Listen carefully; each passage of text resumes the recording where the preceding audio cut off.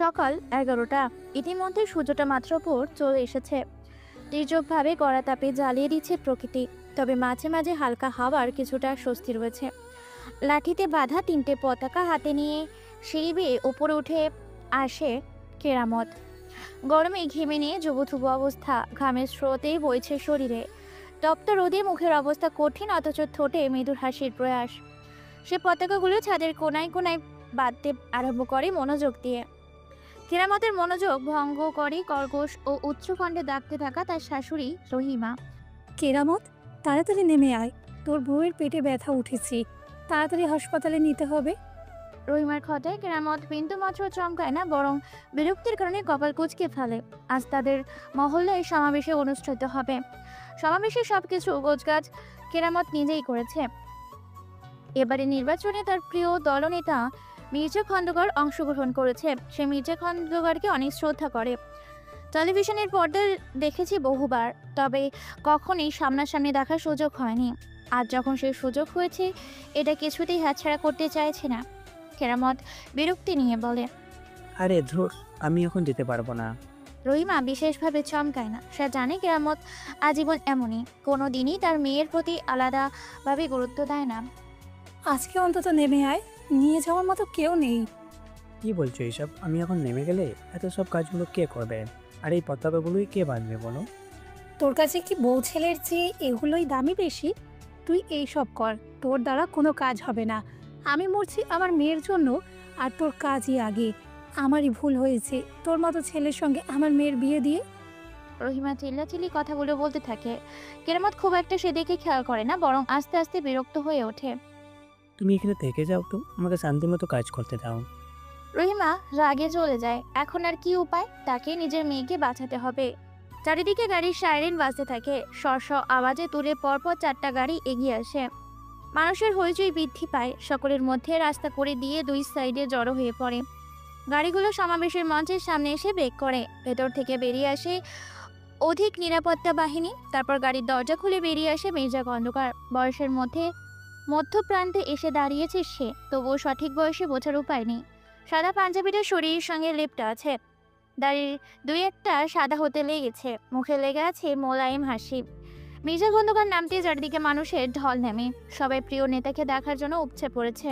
নিরাপত্তা বাহিনী তাকে সাবধানে এগিয়ে আনে। মহল্লার একজন বিশিষ্ট মানুষ এগিয়ে যায় মির্জা খন্দকারের কাছে। দু একটা কথা বিনিময় করে। মির্জা চারিদিকে কৌতূহল চোখে তাকায়। বেশ চমচমাট ভাবে সাজানো হয়েছে। মির্জা খুশি হয়ে বলে, এখানে সব থেকে প্রধান কর্মীকে যে এত সুন্দরভাবে সবকিছু আয়োজন করেছে। পাশের লোকটি বলে, ওর নাম কেরামত স্যার, তাকে ডাকা হয়েছে, ওই যে আসছে। কেরামত স্বয়ং মির্জার মুখে নিজের খোঁজ করা শুনে আনন্দে আত্মহারা হয়ে ওঠে। ছুটেও আসে এইদিকে। সামান্য কাছাকাছি আসতেই মির্জা বুঝে যায় কেরামত আসলে কে। মির্জা দুই হাত সামান্য মেলে বলে, এসো কেরামত, আমার এদিকে এগিয়ে এসো। কেরামত কিছুক্ষণ থমকে দাঁড়ায়। আপনি আমার নাম ধরে ডাকছেন? এতদিন আপনাকে সামনে দেখার স্বপ্ন ছিল আমার, আর আজ আপনি আমাকেই ডাকছেন। নিজেকে আজ খুব ধন্য মনে হচ্ছে আমার। কেরামত মির্জার পা ছুঁয়ে সালাম করে মির্জা তাকে টেনে তোলে। এই যে এত আয়োজন, পার্টি, এগুলো কি শুধুই আমার একার? এগুলি সবই তো তোমাদের জন্যই সম্ভব হয়েছে। তোমাদের মতন কর্মী এক একজনের শ্রদ্ধার জন্য আজ আমি এত দূরে। আপনার পায়ে হাত রেখে নিজেকে বড় সৌভাগ্যবান মনে হচ্ছে আমার। মির্জা কেরামতের আনন্দে নিজেও খুশি হয়। কিছু বলতে নিলেই কারো আর্তনাদ ভেসে আসে। কেরামতের স্ত্রী মালা প্রসব বেদনায় কাতরাচ্ছে, ব্যথায় ছটফট করছে।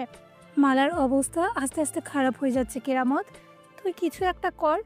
আমি একা হাতে ওকে নিয়ে যেতে পারছি না। তোর এই পার্টির জন্য আমার মেয়েটা হাসপাতালে যাওয়ার আগেই মরবে। তোর কি ছেলের প্রতিও সামান্য দরদ নেই? কেরামত এবার কিছুটা চিন্তিত হয়। মালা প্রসব বেদনায় একদম দুর্বল হয়ে পড়েছে। এক পাশে হেলে কোনো রকমে দাঁড়িয়ে আছে। রহিমাটাকে সামলাচ্ছে কোনোভাবে। বিনোদ ভেবে পাচ্ছে না সে কি করবে। তার কুৎসিত হৃদয় একবার চাইছে যেতে, অন্যবার চাইছে প্রিয় নেতার সঙ্গে থাকতে। মির্জা কিছুটা চমকে যায়। কি হয়েছে মেয়েটার? এভাবে কাঁদছে কেন? মায়াডার প্রসব বেদনা উঠছে। কেরামতকে বলছি হাসপাতালে নিতে, কিন্তু ও যাচ্ছে না। বউ ছেলের দিকে সামান্য নজরও ওর নেই। এই, কে কোথায় আছো? মেয়েটাকে আমার গাড়িতে করে দ্রুত হসপিটালে নিয়ে যাও। যাওয়ার সময় সাইরেন বাজিয়ে যাবে, যেন রাস্তা না আটকায়। মির্জা চঞ্চল কণ্ঠে তার লোকদের নির্দেশ দেয়। রহিমা একা হাতেই মালাকে গাড়িতে তুলে গাড়ি চলতে শুরু করে। আমি আপনার প্রতি কৃতজ্ঞ স্যার, আপনি আমার অনেক বড় উপকার করলেন। মির্জা কেরামতের কথাই সামান্য হাসে। গাড়িটা কিছু দূর না যেতেই ব্রেক কষে। ভেতর থেকে রহিমা চিৎকার করে তার প্রতিবেশীর উদ্দেশ্যে বলে, এই ময়না, চাপা, বকুল, তোরা কে কোথায় আছিস? তাড়াতাড়ি এদিকে আয়, কাপড় নিয়ে আয় তাড়াতাড়ি। সেখানেই মহিলারা দাঁড়িয়ে ঝুলতে থাকা কাপড় নিয়ে দৌড়ে যায় গাড়ির কাছে। গাড়ির কাজ ঢেকে দে, হাসপাতালে যাওয়ার সময় নেই, এখনই বাচ্চা হবে। কেরামত এবার শুকনো ঠোক গেলে তার মাথায় কিছুটা ভয় পেয়ে বসেছে। এতক্ষণ না গেলেও যদি বউ বা অনাগত সন্তানের কিছু একটা হয় তাহলে নিজেকে ক্ষমা কিভাবে করবে? আগে নিয়ে গেলেই আর এমনটা হতো না। কেরামতের শরীর দৌড় দৌড় করে ঘামছে, কপালে চিন্তার ছাপ। মির্জা কেরামতের অবস্থা বুঝতে পারছে, তার কাঁধে হাত রেখে শান্ত হবার নির্দেশ দেয়। গাড়ির ভেতর থেকে বাচ্চার কান্না আওয়াজ ভেসে আসে। রহিমার কাপড় মরণ একটা তুলতুলি নরম দেহে বাচ্চাকে বিনোদের সামনে নিয়ে আনে, এগিয়ে দেয় তার দিকে। তোর ছেলে সন্তান হয়েছে, নে কোলে নে। কেরামত স্বস্তির নিঃশ্বাস ফেলে। বাচ্চাটাকে দেখে চোখ জোড়া চকচক করছে, মুখে ঠোঁট প্রসারিত হাসি ফুটে উঠেছে। বিনোদ হাত বাড়িয়ে তুলে নেয় তাকে, ছেলেটির কপালে আলতো করে একটা চুমু খায়। ফের মির্জার দিকে তাকিয়ে বলে, আমার বড় সৌভাগ্য স্যার, মির্জা খন্দকারের গাড়িতে আমার ছেলে জন্মেছেন। এর চেয়ে খুশি খবর আর কি হতে পারে? আমার বিশ্বাস আপনার আশীর্বাদে আমার এই ছেলে সারা পৃথিবীতে জয় লাভ করবেন, রাজত্ব করবে সবখানে। তোমার ছেলে হয়েছে, এটা তো খুশির সংবাদ। আমি দোয়া করি তোমার ছেলের জন্য। মির্জা বেশ কিছু টাকা বের করে কেরামতের হাতে গুঁজে দেয়। ছেলে হয়েছে, এখন উৎসবের আমেজ। এই টাকাগুলো দিয়ে ভালো কিছু আয়োজন করো। আপনার প্রতি আমি চির কৃতজ্ঞ স্যার। মির্জা কেরামতের মাথায় ভরসার হাত রাখে। কেরামত একসাথে এতগুলো আনন্দে আত্মহরা হয়ে ওঠে, মেতে ওঠে খুশিতে। খুশির কারণে চোখ উপচে পড়ে জল গড়িয়ে পড়ে। 17 বছর পর জাতীয় নাগরিক পার্টি অফিসের সামনে মানুষের ঢল, হইচই চেঁচামেচি, চারিদিকে অসংখ্য সাংবাদিক বিভিন্ন নিউজ করছে। পুলিশ তাদের নিয়ন্ত্রণে আনার চেষ্টা চলছে। কেরামত পার্টি অফিসের মধ্যে দাঁড়িয়ে রয়েছে, হাতে মিষ্টির প্যাকেট, পাশে তার ছেলে রিজবি রেজওয়ান। অনেকক্ষণ যাবৎ তারা ভেতরে দাঁড়িয়ে আছে। এক সময় রিজবি বিরক্ত হয়ে তার বাবাকে বলে, আর কতক্ষণ এখানে দাঁড়িয়ে থাকবো বাবা? আর একটু অপেক্ষা করম, নেতা সাহেব চলে আসবেন, তুই বরং মেঝেতে বসে পড়। কেরামত রিজবির হাত টেনে মেঝেতে বসিয়ে দেয়। রিজবি বসতে বসতে বলে, বাইরে তো চেঁচামেচি কিসের? সবাই এখানে জড়ো হয়েছে কেন? ওই যে আমাদের এমএলএ হঠাৎ মারা গেছেন, এখন নতুন করে কে এমএলএ হবে এটা নিয়ে চেঁচামেচি। কি হবে MLA? সবাই তাদের মতো নেতাদের বাছাই করছেন, কিন্তু নেতা সাহেব যাকে বসাবে সেই হবে। নেতা সাহেব এসেই সবাইকে জানাবে, তাকে সে নতুন এমএলএ টিকিট দেবে। জনগণের ভিড় ঠেলে সাদা গাড়িতে এগিয়ে এসে পার্টি অফিসের সামনে ব্রেক করে। মির্জা খন্দকারের আগমনে জনগণ হইচই আরও বেড়ে ওঠে। সবাই আরও ভিড় লাগাতে থাকে। নিরাপত্তা বাহিনী গাড়ি ঘিরে দাঁড়ায়। মির্জা খন্দকার বের হয়ে সোজা পার্টি অফিসের মধ্যে চলে যায়। তার সঙ্গে যায় কবির দেওয়ান। দেখুন, ব্যাপারটা ভালো হচ্ছে না কিন্তু। মির্জা খন্দকার কবিরের দিকে তাকায়, চোয়াল শক্ত করে বলে, তুমি কি আমাকে ভয় দেখাচ্ছ? আমাকে এসব ধরনের কোনো কথা বলে লাভ নেই। এই পার্টিতে সেই সব সিদ্ধান্ত একমাত্র আমিই নেই। আমি যাকে বলবো সেই হবে MLA। মির্জার কথা শেষ করতে না করতেই পেছনে তাকায়। পেছনে দুইজন জড়সড় হয়ে দাঁড়িয়ে আছে। মির্জা খন্দকার ঠিক চিনতে পারছে না তারা কারা। তার দিকে ঘুরিয়ে শান্ত কণ্ঠে বলে, তোমরা কে? কেরামত সামান্য এগিয়ে আসে। স্যার আমি কেরামত, ওই রামপুরের কেরামত। আর এটা আমার ছেলে রেসিপি।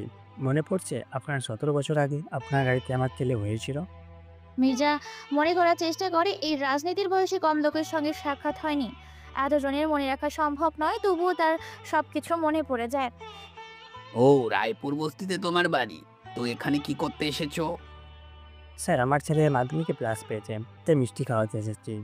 কেরামতের কথা শুনে গভীর থমকে ওঠে। রাখ তোর 2 পয়সার মিষ্টি। আমি মরছি আমার ঝামেলায়, আরো 2 পয়সার মিষ্টি খাওয়াতে এসেছে। চল ফুট। কবিরের ধমকে কেরামত কিছুটা থমকে যায়, ভয় পেয়ে পেছনে চলে যায়। রিজবি আর সে পেছনের দিকে দাঁড়িয়ে থাকে। কবির মির্জার দিকে তাকায়। আর আপনি শুনুন, সিদ্ধান্ত আপনি নেন, ঠিক আছে? আমরা সিদ্ধান্ত নিতে দেই বলেই নেন। তবে যেদিন থেকে আপনার মাথার ওপর থেকে হাত উঠিয়ে নেব, সেই দিন থেকে আপনার মুখ বন্ধ হয়ে যাবে। তুমি হয়তো বলে যাচ্ছ তুমি কার সঙ্গে কথা বলছো। হোম মিনিস্টার আমি, ভুলে যেও না। রাখুন আপনার হোম মিনিস্টার। আপনি নেতা হয়েছেন আমাদের পাওয়ারে। আর আমরা নেতা জন্ম থেকে। আপনার মতো হোম মিনিস্টারকে আমরা গুনতিতেও ধরি না। মির্জা কবিরের কথায় রেগে ওঠে, চোয়াল শক্ত করে নেয়। রাগ সহ্য করতে না পেরে কবিরের ঘাড় ধরে টেবিলের ওপর বাড়ি দেয়। মুহূর্তেই কবির আর্তনাদ করে ওঠে, তবে সেই চিৎকার বাইরের দিকে যায় না। টেবিলের কাছের গ্লাস ভেঙে অর্ধেক নিচে পড়ে গিয়েছে, বাকি অর্ধেক কবিরের কানের নিচে সোজা ঢুকে গিয়েছে। তার কান থেকে দরদর করে রক্ত পড়ছে। মির্জা চমকে যায়। সেইভাবে আঘাত করার উদ্দেশ্যে মাথায় বাড়ি দেয়নি, চমকে হাত সরিয়ে নেয়। কবির মেঝেতে পড়ে যায়, কান সোজা লাগায়, মৃত্যু যন্ত্রণায় ছটফট করছে। মির্জা ভয়ে জমে ওঠে। একে তো বাইরে উত্তল জনগণ, মিডিয়া, তোলপাড় পরিবেশ, তারপর যদি কবিরের খুনি হিসেবে তাকে ধরা হয় তাহলে কোনোভাবে বাঁচার চান্স নেই। মির্জার জানালা দিয়ে উঁকি দিয়ে বাইরে দেখে জনগণের ভিড় আস্তে আস্তে বেড়ে চলেছে। সে কি করবে বুঝতে পারে না। ভয়ে শরীর থেকে ঘাম ঝরছে। এখন কি করা উচিত তার বুঝতে পারছে না। এত মানুষের মধ্যে পালিয়ে যাওয়ার কোনো সুযোগ নেই। মির্জা ঘরের কোণে তাকায়, সেখানে কেরামত ও তার ছেলে রুজবি এখনো দাঁড়িয়ে। চোখের সামনে একজনকে খুন হতে দেখে ভয় পেয়ে গিয়েছে। ভয়ে জড়সড় হয়ে এক কোণে দাঁড়িয়ে আছে। মির্জা সেদিকে এগিয়ে যায়, কেরামতের উদ্দেশ্যে বলে, দেখলে তো কেরামত, আমি ওকে মারতে চাইনি, কিন্তু কি থেকে কি হয়ে গেল। এখন আমি এগুলো সামলাবো কিভাবে? সবার মাঝে খবর পৌঁছে গেল, আমার বাঁচার আশা নেই। মির্জার আকতি স্বরে কেরামত কিছুটা চমকে যায়। সত্যি তো, স্যার ইচ্ছে করে খুন করেনি, এটা একটা দুর্ঘটনা, কিন্তু সবাই তো মানবে না। কেরামত কিছু বলার পূর্বেই মির্জা বলে, আমায় একটা সাহায্য করবে কেরামত? জি জি স্যার, অবশ্যই। আপনি বলুন আপনার জন্য আমি কি করতে পারি। এই খুনের দায় তোমার কাঁধে নিতে পারবে? আমি তোমাকে ছাড়িয়ে অন্য ব্যবস্থা করব। কেরামত কিছুটা বিভ্রান্তে পড়ে যায়। এখন কি করা উচিত তার? চমকায় ওখানে। মির্জা রিজভিকে তার কাছে টেনে নিয়ে বলে, তোমার সংসার, তোমার ছেলের পড়াশোনার খরচ সবকিছুই আমি চালাবো, তুমি প্লিজ রাজি হয়ে যাও। কেরামত প্রায় প্রিয় নেতার কথা ফেলতে পারে না। আমি রাজি স্যার, আমি নেব এই খুনের দায়। কি বলছো বাবা? তুমি ওই খুনির দায় নিয়ে জেলে যাবে? হ্যাঁ যাব। না, তুমি যাবে না। ওই খুনির দায় আমি নেব। রিজভির কথায় মির্জা কেরামত দুইজনই চমকায়। কি বলছো তুমি? আমি ঠিক বলেছি। এখন আইন অনুযায়ী কিশোরীদের শাস্তি কম। এক্ষেত্রে আমাকে কম শাস্তি ভোগ করা লাগবে। তবে আমার একটা শর্ত আছে। কি সত্য? এর বদলে আপনি বাইরে গিয়ে ঘোষণা দিবেন আমার বাবা এমএলএ হবে। আর বাবা এমএলএ হয়ে আমাকে ছাড়িয়ে আনবে। বলুন আপনি রাজি? মির্জা এছাড়া আর কোনো উপায় দেখছে না। সে রাজি হয়ে যায় রিজভির প্রস্তাবে। কিছুক্ষণের মধ্যে পরিস্থিতি এত জটিল হয়ে যায়, পার্টি অফিসের সামনে জনগণের ভিড় জমে। সাংবাদিকরা ছুটোছুটি করছে, নিরাপত্তা বাহিনী কোনোভাবে তাদের নিয়ন্ত্রণে আনতে পারছে না। পুলিশ রিজভিকে গাড়ি থেকে থানায় নিয়ে যায়। খবরের কাগজে, টিভির পর্দায় একটাই নিউজ, জোরালো হতে চলেছে। 17 বছরের কিশোর হাতে মৃত্যু একজন পার্টি নেতার। চারিদিকে হুলস্থুল পরিস্থিতি তৈরি হয়। গরমের তীর্যক তাপে জনগণের ভিড় একটুও কমে না, বরং ধীরে ধীরে পরিস্থিতি বিপাকে শুরু করে। ছোট ছোট হাতে খবরের কাগজ তুলে নেয় এক বালক। মনোযোগ দিয়ে পড়তে থাকে খবরটা। তার চোখে মুখে আক্রোশ, বিস্ময়, অধিক কৌতূহল। তার মন বলছে এটার ভিতরে কিছু একটা আছে। একজন কিশোর একটা নেতাকে মারতে পারে না, নিশ্চয়ই কোনো রহস্য আছে। কিন্তু কি সেই রহস্য? না মানলে কেন নিজের কাছে দোষ নেবে? মনে মনে প্রতিজ্ঞা করে সে এই রহস্য সে উন্মোচন করিয়ে ছাড়বে। 15 বছর পর দেশের অবস্থা করুন। সকালের চোখে মুখে গাঢ় আতঙ্ক। দেশের মধ্যে চাপা আর্তনাদ ও ভয়ের মাত্রা ছাড়িয়ে পড়ছে ক্রমে ক্রমে। টিভির পর্দায় একের পর এক খবর ছাপিয়ে চলেছে সাংবাদিক। শহরের মাঝে ছড়িয়ে পড়েছে আতঙ্ক। এই নিয়ে ঢাকা শহরের মধ্যে চারটা বাচ্চা কিডন্যাপ। এই কিডন্যাপিং নিয়ে দেশের মন্ত্রী সহ সকল বড় বড় নেতারা চিন্তিত। কারণ এখন পর্যন্ত পুলিশ বাহিনী কিডন্যাপারের কোনো খোঁজ করতে পারেনি। কালো মাইক্রো গাড়িতে এসে বসুন্ধরা সিটিতে থামে। সুজাতা রায় তার মেয়ে ও দেবর নিয়ে ভেতরে যায়। লিফট সিঁড়ি বেয়ে ওপরে ওঠে। তার ছোট্ট মেয়ে রিয়া বেশ কয়েকদিন ধরে বায়না ধরেছিল শপিং এর। এছাড়া সুজাতার প্রয়োজনীয় কিছু জিনিস নেওয়া দরকার। তার হাজবেন্ড রাজীব প্রায় সবসময় কাজে ব্যস্ত থাকে, এজন্য সুজাতা মেয়ে ও দেবরের সঙ্গে এসেছে। এটা নির্দিষ্ট দোকানে ঢুকে নিজেদের প্রয়োজনীয় জিনিসগুলো কিনে নেয়। রিয়া বেশ উৎফুল্ল চঞ্চল মেয়ে, এদিকে ওদিকে ছোটাছুটি করছে। সুজাতা মেয়েকে সামলিয়ে নিজের কাছে রাখছে। দেশের অবস্থা শোচনীয়, কখন কি হয় বলা মুশকিল। তবে এই ঘুণাক্ষরে টেরও পেল না দুই জোড়া চোখ তাদের দিকে অবিরত ফলো করে চলেছে। কেনাকাটা শেষে মাইক্রো গাড়িতে উঠে বসে তারা। সুজাতার দেবর রকি ড্রাইভিং সিটে বসে। গাড়ি স্টার্ট করার পূর্বেই তাদের উপর অপ্রকাশিত আক্রমণ ঘটে। কালো মুখোশধারী দুজন তাদের রুমাল দিয়ে মুখ চেপে ধরে। রকি কিছু করার পূর্বেই জ্ঞান হারিয়ে ফেলে। সুজাতা ভয়ে আটকে ওঠে, চিৎকার করতে নেয়, তবে সেই চিৎকার আগেই একজন তার মুখে রুমাল চেপে ধরে।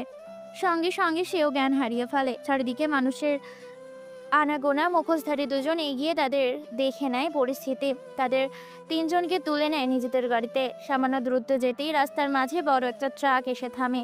তারা গিয়ে ট্রাকের সামনে ব্রেক করে। ট্রাকের ভেতর আরও একজন মানুষ নেমে আসে। কিডন্যাপার দুজন তাকে দেখে বাঁকা হাসে, মাথায় কালো টুপিটা খুলে ফেলে। তিনজনকে ট্রাকে তুলে নেয়। ট্রাকটা চলতে শুরু করে নিজস্ব গন্তব্যে। রাতের ঘন অন্ধকারে কারো নজরেই আসে না তিনটা প্রাণ এগিয়ে চলেছে কোনো বিপদের সামনে। 1 ঘন্টা পর নির্জীব অন্ধকার ঘরে বাঁধা অবস্থায় পড়ে আছে তিনজন। তাদের জ্ঞান ফিরেছে। রকিকে অনেক মারধর করা হয়েছে, শরীরের নানান জায়গায় ক্ষত, দুহাত সহ মুখে কস্টেপ লাগিয়ে বাঁধে ফেলা হয়েছে নোংরা মেঝেতে। সে ব্যথায় ও আতঙ্কে চিৎকার করছে, তবুও মুখ বেঁধে থাকায় শব্দগুলো স্পষ্ট নয়, শুধু অদ্ভুত গোঙানির আওয়াজ। রাকিব সামনে দেওয়ালের মাঝে বসে আছে সুজাতা, তার হাত পা মুখ বাঁধা। সে নিজেও কোনো কথা বলছে না, আতঙ্কে ভয়ে থরথর করে কাঁপছে।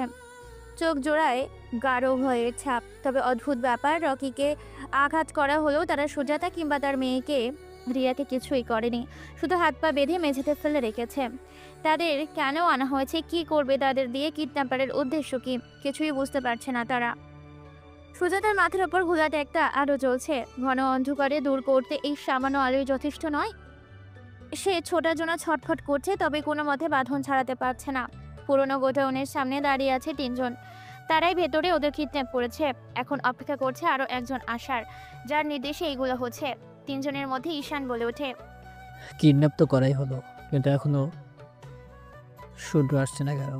আরও কতক্ষণ অপেক্ষা করবো? আর একটু পরেই তো আমাদের মিটিং আছে। পাশ থেকে সৌরভ বলে, হয়তো কোনো কারণে রাস্তায় আটকা পড়েছে, না হলে তো এতক্ষণ চলে আসার কথা। দাঁড়াও, আমি কল দিয়ে দেখি। কল দেওয়ার প্রয়োজন নেই, ওই তো আসছে। শান্তর কথাই সবাই সামনে তাকায়। অন্ধকার ভেদ করে একজন এদিকে এগিয়ে আসছে। অন্ধকারে মুখ স্পষ্ট না হলেও বন্ধুদের চিন্তা অসুবিধা হয় না তিনজনের। আস্তে আস্তে শুদ্ধ কাছে এগিয়ে আসে।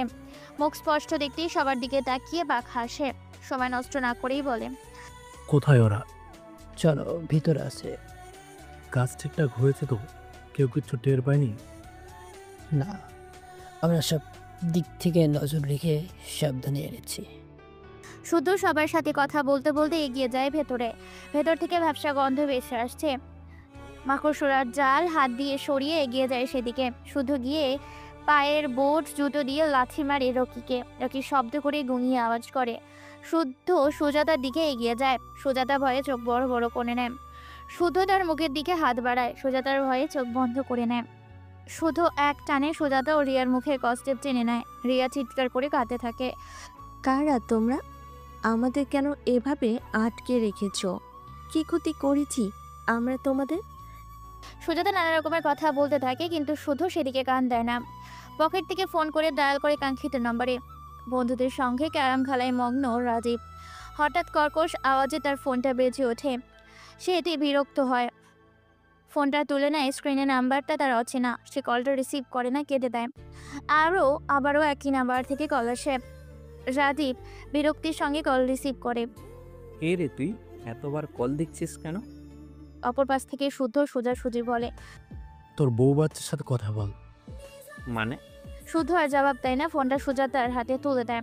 সুজাতা আতঙ্কে ভয় ভয়ে কণ্ঠে কেঁদে ওঠে। হ্যালো, শুনতে পাচ্ছ? তুমি কোথায়?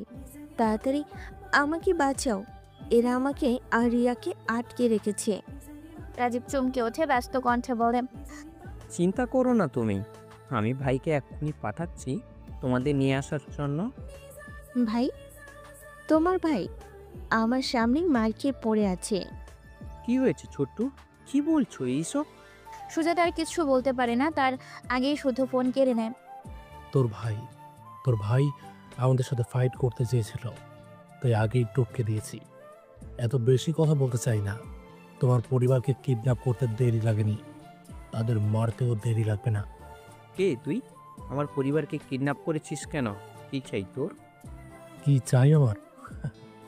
এ পর্যন্ত যে 4জন বাচ্চাকে কিডন্যাপ করেছিস তাদের চাই। তাদের আমাদের হাতে তুলে দিবি আর অপর হাতে তোর পরিবারকে নিবি। রাজীব শুধুর কথায় চমকে ওঠে। সে যে আসল কিডন্যাপার এটা কারো জানার কথা নয়। তাহলে কিভাবে জানলই? এত কিছু তার মাথায় খেলছে না। রাজীব অস্থির হয়ে বলে ওঠে। আমি রাজি, তুই আমার পরিবারের কোনো ক্ষতি করবি না। শুধু সঙ্গে সঙ্গে ফোন কেটে দেয়। মেসেজে একটা লোকেশন পাঠায়। রাজীবের মাথায় হাত দিয়ে চিন্তা করতে থাকে, এটা কি করে সম্ভব? সে তো কাউকে এই বিষয়ে জানতে দেয়নি। খুব সাবধানে কাজ করে চলেছে। মুখোমুখি দাঁড়িয়ে আছে দুটো দল। একপাশে সৌরভ, শান্ত, ঈশান রাজীবের পরিবার নিয়ে দাঁড়িয়ে আছে। অপর পাশে রাজীব তার দলবল সহ কিডন্যাপ করা মেয়ে 4টা নিয়ে দাঁড়িয়ে আছে। ঈশানের সবার মুখে কালো মুখোশ। তারা রকিকে বস্তা দিয়ে জড়িয়ে রেখেছে। এই কারণে রকির মুখ স্পষ্ট নয়। সৌরভ ইশারা করে রাজীবকে। রাজীব সৌরভের কথায় সেই 4টা মেয়েকে সৌরভের দিকে এগিয়ে দেয়। সৌরভ ও রাজীবের পরিবার তাদের দিকে পাঠিয়ে দেয়। মেয়েগুলোকে ঈশান সহ সবাই যেতে নেয়। তখনই রাজীব ইশারায় তার দলের ছেলেরা আক্রমণ করে ঈশানদের দিকে। নিজের প্ল্যান সাকসেসফুল করে বাঁকা হাসিয়েছে। ছেলেগুলো ঈশানদের আঘাত করতে নাই, তার আগেই মাথা থেকে বস্তা সরিয়ে বেরিয়ে আসে শুদ্ধ। চোখের পলকে কিছু বুঝে ওঠার আগেই রাজীবের গলায় ছুরি চেপে ধরে। রাজীব চমকে যায়। বুঝতে পারে বস্তায় তার ভাই নয়, ওদেরই লোক ছিল। আমি জানতাম তোর এমন কিছু একটা করবি, এই জন্যই এই প্ল্যান করেছিলাম। তোর লোকেদের বল ওদের ছেড়ে দিতে, না হলে একদম দেহ থেকে মাথাটা আলাদা করে দেব। অস্ত্র ফেলতে বল ওদের। শুধু চিবিয়ে চিবিয়ে শক্ত কণ্ঠে কথাগুলো বলে। রাজীব দুহাত উঁচু করে সারেন্ডার করার ভঙ্গিতে। সবাই অস্ত্র ফেলে দে। রাজীবের কথায় সবাই অস্ত্র ফেলে দেয়। তখনই পুলিশের গাড়ি সাইরেন বেজে ওঠে। সবাই সতর্ক হয়ে যায়। শুধু রাজীবকে ধাক্কা মেরে ফেলে দেয় দূরে। শুধু ঈশান, সৌরভ, শান্ত পালিয়ে যায় মুহূর্তে। একটু দূরেই তাদের বাইক রাখা। বাইক টেনে ছুট লাগায় গন্তব্য অনুযায়ী। পুলিশ রাজীব সহ সবাইকে আটক করে। তারা কেউ পালাতে পারেনি। হ্যান্ডকাপ পরিয়ে টেনে নিয়ে যায় গাড়িতে। সাথে কিডন্যাপ করা মেয়েগুলোকেও সুরক্ষিত করে। মুহূর্তেই দেশে হুলস্থুল পরিস্থিতি তৈরি হয়। খবরের কাগজে, টিভির পর্দায় একের পর এক নিউজ ছাপতে থাকে। সাংবাদিক এক না করে দেশের জনগণকে উদ্দেশ্য করে বলে চলেছে খবর। এইমাত্র পাওয়া তাজা খবর, যে বাচ্চারা কিডন্যাপ হয়েছিল তাদেরকে ফিরে পাওয়া গেছে। এর সাথে যারা কিডন্যাপ করেছিল সেই গ্যাংকে আটক করা হয়েছে। এছাড়াও পুলিশের থেকে জানা যায় কোনো একটা দল তাদের এই হদিশ দিয়েছে, কিন্তু তারা কারা তা এখনো জানা যায়নি। তারা যারাই হোক, তাদের এই দেশের পক্ষ থেকে ধন্যবাদ জানাই। একমাত্র তাদের কারণেই আজ বাচ্চাগুলোকে ফিরে পাওয়া গেছে। বাইক 4টা দ্রুত গতিতে ছুটে চলেছে। পুলিশ প্রশিক্ষণ কেন্দ্রের সামনে গিয়ে বাইকগুলো থামে।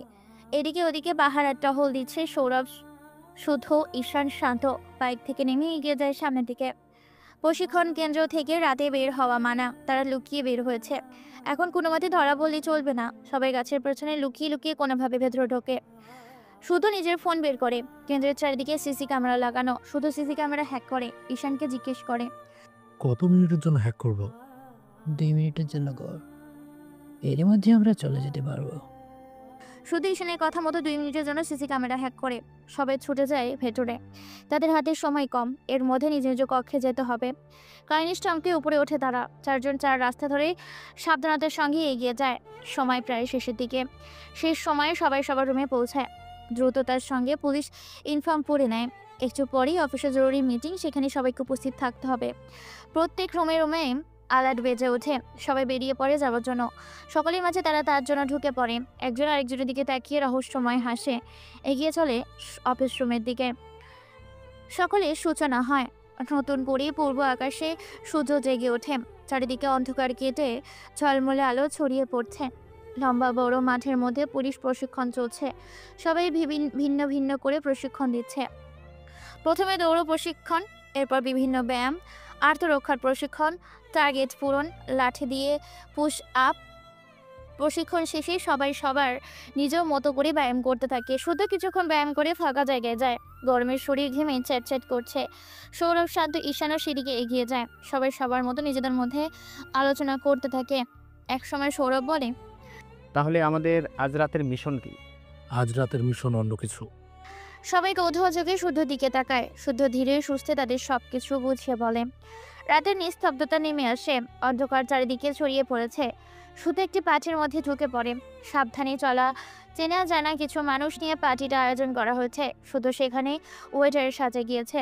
পার্টি সিকিউরিটি ম্যানেজার ইশারায় শুধুকে ডাকে। শুধু সেদিকে এগিয়ে যায়। এখানে বাইরের কেউ অ্যালাউ নেই। আমার ফ্রেন্ড বলছে বিধায় অ্যালাউ করেছি, তাই যা করবেন খুব সাবধানে করবেন। ও এখনই চলে আসবে। চিন্তা করবেন না, আমি সব কিছু সাবধানেই করব।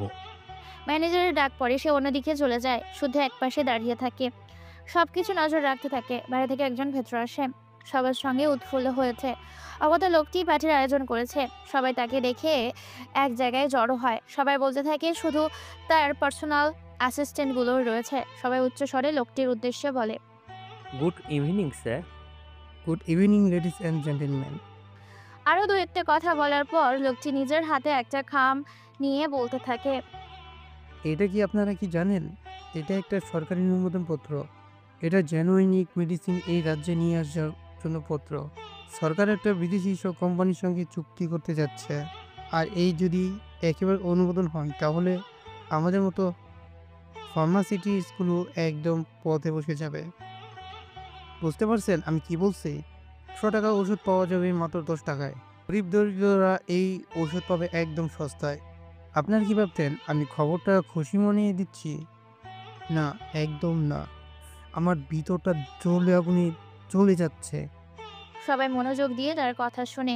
এরপর বলে, তাহলে আমরা কি করব স্যার? টাকা খাওয়াতে হবে, অনেক জায়গায় টাকা খাওয়াতে হবে। মেডিকেল কলেজ থেকে যে ডোনেশন নেওয়া হচ্ছে, এছাড়াও যত টাকা চুরি হয়েছে সবগুলো এক জায়গাতে করতে হবে। এই টাকাগুলো পেয়ে গেলেই ভালো। শুধু সবকিছু চৌকিক ভঙ্গিতে সঙ্গে হঠাৎ তার ফোনে একটা মেসেজ আসে। শুধু মেসেজ অন করে, আমি তোমার রাতের সব কীর্তি জানি। যদি আমার বলার জায়গায় দেখা না করো তাহলে আমি তোমার একাডেমিতে সব কিছু জানিয়ে দেব। শুধু মেসেজটা পড়ে অবাক হয়ে যায়। কে এই ব্যক্তি? আর সত্যি কি সবকিছু জেনে গেছে? কে হতে পারে? মেসেজের নিচে আরও একটি লোকেশন। শুধু পার্টি থেকে চলে যায়। সকাল পেরিয়ে বিকেল হয়ে যায়। সবাই প্রশিক্ষণ শেষে নিজের নিজের রুমে ফিরছে। ফাঁকা জায়গায় চুপচাপ দাঁড়িয়ে আছে চারজন। সবার কাছে রাতের সেম মেসেজটি এসেছে। কেউ ভেবে পাচ্ছে না এখন তাদের কি করা উচিত। অবশেষে সৌরভ বলে, এখন যদি আমাদের এখান থেকে তাড়িয়ে দেওয়া হয় তাহলে তো আমাদের পুলিশ হওয়ার স্বপ্ন একেবারেই শেষ। এত চিন্তা করছিস কেন? এমনও তো হতে পারে সে কিছুই জানে না, শুধু শুধু ভয় দেখাচ্ছে। না, এমনটা হবে না। সে সব কিছুই জানে। না জানলে একই মেসেজ সবাইকে দিত না। শুধু এতক্ষণ চুপ ছিল। ঈশানের প্রশ্নে এবার বলেন, আমারও মনে হয় সে সব কিছু জানে, নাহলে সবাইকে একই মেসেজ পাঠাতো না। আমরা তার কথা মতোই ওই জায়গায় যাব, দেখা করব। তবে যা করব খুব সাবধানে করতে হবে। চারজন মেসেজের লোকেশন অনুযায়ী সেই জায়গায় চলে যায়। সৌরভ, শান্ত, ঈশান পেছনে আড়ালে দাঁড়িয়ে থাকে। শুধু গিয়ে ভেতরে প্রবেশ করে। এটা একটা রেস্টুরেন্ট, খোলামেলা মুক্ত বাতাস রেস্টুরেন্ট, সুন্দরভাবে চারিদিকে ডেকোরেশন করা, মধ্যে সারি সারি চেয়ার টেবিল। তবে এখানে শুদ্ধবাদী দ্বিতীয় আর কেউ নেই। শুধু ধীরে ধীরে এগিয়ে যায় সেখানে। মধ্যে একটা টেবিল রাখা, টেবিলের ওপর মোমবাতি সহ বিভিন্নভাবে সাজানো। শুধু সেই টেবিলের চেয়ার টেনে বসে, চারিদিকে ঘাড় ঘুরিয়ে তাকায়। তবে এখনো কোথাও কাউকে দেখা যাচ্ছে না। সম্পূর্ণ রেস্টুরেন্টে সে একাই। শুদ্ধ একবার পেছনে গাছের আড়ালে তাকায়, সেখানে তার বাকি 3 বন্ধু দাঁড়িয়ে আছে। শুধু তাকাতে ঈশান তাকে শান্ত হয়ে বসে থাকার আশ্বাস দেয়। শুদ্ধ অপেক্ষা করতে থাকে অচেনা সেই ব্যক্তি। কিছুক্ষণ পেরিয়ে গেলে রেস্টুরেন্টে প্রবেশ করে একটা মেয়ে। বাদামি রঙের বুটস জুতো পরিহিত, পা জোড়া। আস্তে আস্তে শুদ্ধ দিকে এগিয়ে আসে। তার পরনে রিপড জিন্স, কালো রঙের টপ এবং এর ওপরে ব্রাউন ব্লেজার। খোলা সোজা চুলগুলো কাঁধের দুপাশে গোছ করা। শুদ্ধকে অপেক্ষা করতে রেখে মিষ্টি করে হাসে নিঝুম। শুদ্ধ এখনো তাকে খেয়ালই করেনি। নিঝুম গিয়ে শুদ্ধর সামনাসামনি বসে। শুধু এই সময় এখানে নিঝুমকে দেখে কিছুটা হক চুকিয়ে যায়। নিঝুম, তুমি এখানে? নিঝুম শুদ্ধের কথায় বাক হাসে। হেসে এসে বলে, কেমন দিলাম? এটা কেমন মজা নিঝুম? এই ধরনের মেসেজ দেওয়ার মানেটা কি? দূর থেকে ওরা 3 জন একসাথে নিঝুমকে দেখে চমকে যায়। ওরা বুঝতে আর দেরি লাগে না, মেয়েটা নিঝুমই দিয়েছে মেসেজটা। ঈশান সৌরভকে বলে, মেসেজটা নিঝুম দেয়নি তো? আমারও তাই মনে হয়। শুদ্ধ নিঝুমের কাণ্ডে অধবাক। এইটা কোনো মজার বিষয় ছিল? তারা তো সত্যিই ভয় পেয়ে গিয়েছিল। শুদ্ধের প্রশ্নের জবাবে নিঝুম বলে, ভালোবেসে তো কোনোদিনই আনতে পারলাম না, এর জন্যই ভয় দেখিয়ে এনেছি। এটা কোনো মজার বিষয় নয় নিঝুম। আর কতদিন তুমি এভাবে আমাকে তাড়া করে বেড়াবে?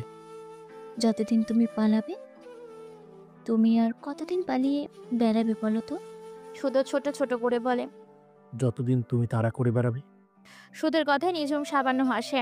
সুধের হাত হঠাৎ করে নিজের হাতে নিয়ে নেয়। শুধু হাত ছাড়িয়ে এদিক ওদিক তাকায়। আমি সারা জীবন তোমাকে তাড়া করে বেড়াবো, যতদিন না নিজের করে পাচ্ছি। তুমি সারা জীবন তাড়া করলেও আমাকে ধরতে পারবে না।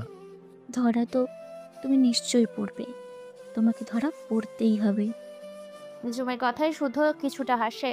নিঝুম কোনো রেসপন্স না পেয়ে একটু ঝাঁক নিয়ে বলে, শুদ্ধ, তুমি একাই পুলিশ অফিসার না, আমিও কিন্তু পুলিশ অফিসার। হতে পারে বর্তমানে প্রশিক্ষণ থেকে চলে গেছি, তবে পুলিশ তো, আর চোরদের ধরা আমারও কাজ। মানে কি বোঝাতে চাইছো আমি চোর? তুমি আমার মন চোর, সেই প্রথম দিন থেকেই। নিঝুম আবারও শুধুর হাত নিজের হাতের মধ্যে নিয়ে নেয়। দুজনের এসব দেখে ওরা তিনজন অন্যদিকে ঘুরে তাকায়। ঈশান বিড়বিড় করে বলে, আজকে শুধু শেষ। কিন্তু শুধু কিছুই বলে না। নিঝুমের হাত আবারও ছাড়িয়ে নেয়। উঠে চলে আসে বাইরে। নিঝুম পেছন থেকে ডাকতে থাকে, তবে শুধু জবাব দেয় না। দ্রুত গতিতে শুধু হেঁটে চলেছে। নিঝুম তাকে আটকানোর চেষ্টা করে, তবে পারছে না। সৌরভ, শান্ত, ঈশানও তাদের পেছন পেছন যাচ্ছে। মোহিত উদ্দিন তার স্ত্রীকে নিয়ে ফুচকার দোকানে দাঁড়িয়ে আছে। দোকানদার ফুচকা প্যাক করে দিলে দুজন স্কুটারের দিকে এগিয়ে যায়। হঠাৎ হাঁটতে গিয়ে মোহিতের স্ত্রী লাবণ্য রাস্তায় পড়ে যায়। মোহিত তাকে টেনে তোলে। বললে কি হবে? তুমি ঠিক আছো তো? হ্যাঁ ঠিক আছে, পায়ে বেঁধে গেছি, চলো। তারা স্কুটারের দিকে এগিয়ে যায়। সামান্য দূরে দোকানে পলাশ ও তার ৫-৬ জন বন্ধু মিলে মদ গিলছে। পলাশের চোখ যায় মোহিত ও লাবণ্যর দিকে। সবকিছুই সে খেয়াল করে। লাবণ্যর গলায় চকচকে মোটা স্বর্ণের চেইনটা পলাশের চোখে পড়ে। সে তার দলবল নিয়ে উঠে দাঁড়ায়। ইতিমধ্যে মাহিদ ও লাবণ্য চলে এসেছে স্কুটার দিকে। এইবার এই স্কুটার চালানো বাদ দাও, নতুন করে একটা গাড়ি কেনো। মোহিত স্কুটারে বসতে বসতে জবাব দেয়, গাড়ির চাইতে স্কুটার চালানো আমার কাছে স্বস্তির লাগে। মোহিত স্কুটার চালানো শুরু করে। এদিকে যায় সামনের দিকে। পেছন পেছন পলাশ ও তার দলবল 4টা বাইক করে এগিয়ে আসছে। রাস্তা শুনশান, ফাঁকা। রাত হয়েছে অনেক, কোথাও কেউ নেই। ফাঁকা রাস্তায় গাড়িগুলো এগিয়ে চলেছে। হঠাৎ মোহিতের গাড়ির সোজা দুটো গাড়ি চলে আসে। বাইকের পেছনে জন লাবণ্যর গলার চেন ধরে টান দেয়। লাবণ্য হোক চুকিয়ে যায়। দুজনের মধ্যে কিছুটা ধস্তাধস্তি হতেই চেন ছিঁড়ে তাদের হাতে চলে যায়। মোহিত স্কুটার পিচ রাস্তার মধ্যে পড়ে যায়। লাবণ্য পেছনে পড়ে গিয়ে ব্যথায় চিৎকার করে ওঠে। তার মাথায় আঘাত লেগেছে, হাত পা ছিঁড়ে গিয়েছে। লাবণ্যকে পেরিয়ে সামান্য সামনে গিয়ে মোহিত পড়েছে। তার শরীরে আঘাতও লেগেছে। আঘাতের চোটে রাস্তায় পড়ে তর পাতে থাকে। বাইকগুলো একটু এগিয়ে যায় সামনে। পেছনের বাইক থেকে ছুরি হাতে মাহিদের দিকে এগিয়ে আসতে থাকে পলাশ। শুদ্ধ, নিঝুম সহ বাকি 3জন সেই রাস্তা ধরেই এগিয়ে চলছিল। লাবণ্যের চিৎকার আওয়াজ সবাই চোখ পড়ে রোডের শেষ প্রান্তে। পলাশ ক্রমাগত মাহিদের দিকে ছুরি হাতে এগিয়ে চলেছে। সবার চিৎকার করে পলাশকে থামাতে বলছে। 5 জন দৌড়ে যেতে থাকে রাস্তার শেষ প্রান্তে। তারা যেতে যেতেই পলাশ নিজের কাজ হাসিল করে নেয়। মাহিদের বুক সোজা পর পর 2বার ছুরি দিয়ে আঘাত করে। এরপর বাইক টেনে চলে যায়।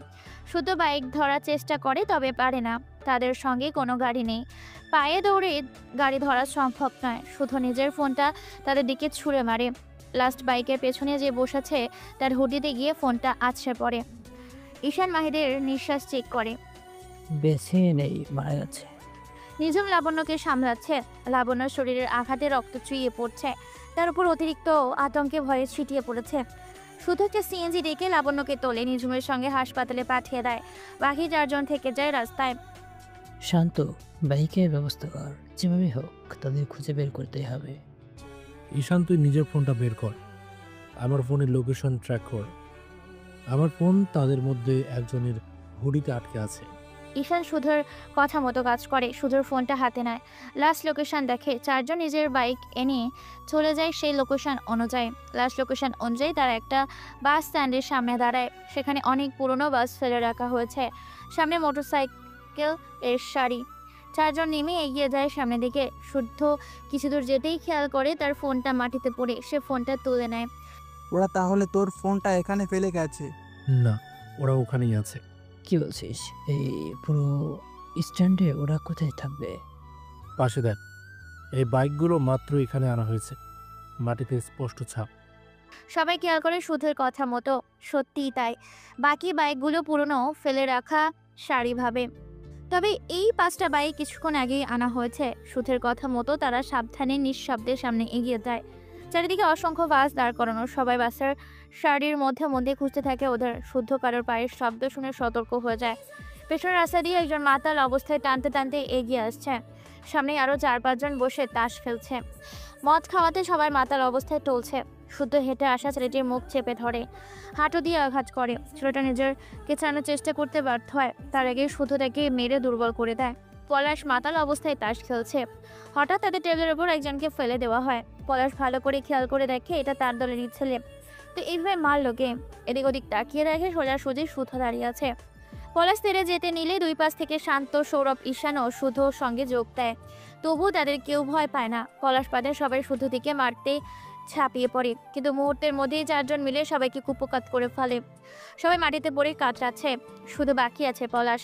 পলাশ হাতে ছুরি নিয়ে শুদ্ধর পেছন থেকে আঘাত করতে চায়, কিন্তু তার আগেই শুদ্ধকে সৌরভ বাঁচিয়ে নেয়। 4 জন মিলে পলাশকে ঘিরে ধরে, মারতে মারতে মাটিতে ফেলে দেয়। শুধু পা দিয়ে পলাশের গলা চেপে ধরে, লাঠি মারে একের পর এক। পলাশ ব্যথায় চিৎকার করে ওঠে। সবাইকে দড়ি দিয়ে এক জায়গায় বেঁধে ফেলা হয়। পলাশকেও বাধা হয়েছে। শুধু ফোন হাতে নিয়ে ক্যামেরা অন করে। পলাশকে বলা হয়েছে সবকিছু স্বীকার করতে। সে বলে, আজকে রাতে বিজয়নগরে যে ছিনতাই হয়েছে সেটা আমরাই করেছি। শুধু ভিডিও রেকর্ডিংটা পাঠিয়ে দেয় পুলিশের কাছে। তারা পলাশের বাধা অবস্থায় রেখে আড়ালে চলে যায়। কিছুক্ষণ পর পুলিশ এসে পলাশ সহ সবাইকে ধরে নিয়ে যায়। নতুন করে সকালের সূচনা হয়। সকাল সকাল সবাই প্রশিক্ষণ কেন্দ্রের সামনে সারিবদ্ধভাবে দাঁড়িয়ে কিছুক্ষণ পর পর হোম মিনিস্টার নিজেই সবকিছু পর্যবেক্ষণ করতে আসবে। তাকে অভিনন্দন জানাতে সাধারণ কিছু আয়োজন করা হয়েছে। কমান্ডার সবাইকে আবারও সতর্ক করে দেয়। শেখানো নিয়ম নীতি আরও একবার মনে করিয়ে দেয়।